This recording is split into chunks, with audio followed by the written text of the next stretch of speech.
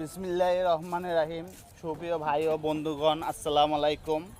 আমি বর্তমানে আলামিন ভাই কামারজানি ব্রহ্মপুত্র নদীর ঘাটে অবস্থিত রয়েছি।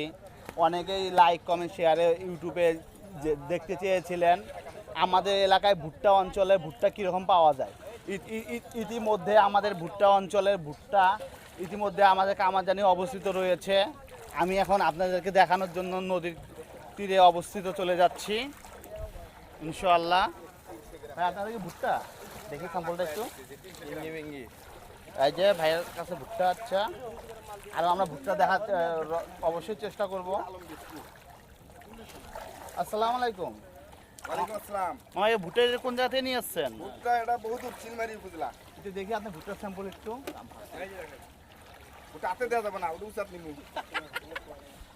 এই যে ভুট্টা ইতিমধ্যে আমার হাতে দেখতে পাচ্ছেন, তেলমারি থেকে নিয়ে যাচ্ছে।